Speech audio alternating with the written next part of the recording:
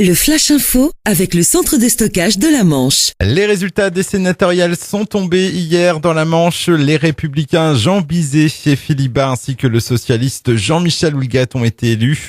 Il s'agit d'une réélection pour les deux premiers et d'une élection pour le maire délégué de Cherbourg-Octeville. Il succède à Jean-Pierre Godefroy qui ne s'était pas représenté.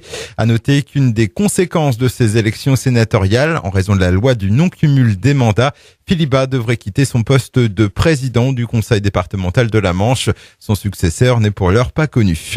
Un plaisancier retrouvé sans vie sur son voilier ancré dans le port de Saint-Val-à-Hougue. La découverte a été faite hier par un autre navigateur. L'homme de 79 ans gisait inconscient sur le pont de son bateau.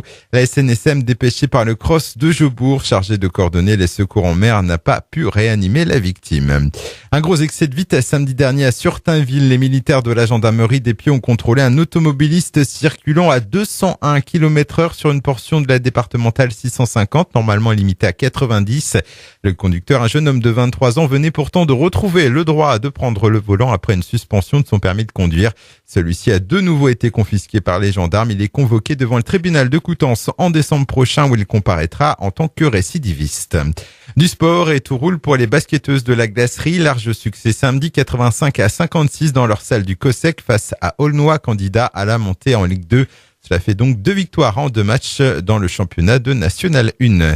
Du foot aussi avec le 4e tour de la Coupe de France. Ça passe pour Granville aux dépens de Bricbec, 5-2.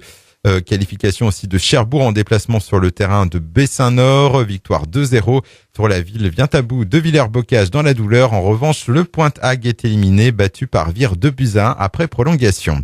Et puis le Pointe-Hague toujours, mais cette fois en handball à domicile samedi dans le cadre de la seconde journée du championnat excellence départementale. Opposé à Granville, l'équipe senior homme n'a pas réussi à se départager. Match nul, score final 24 partout.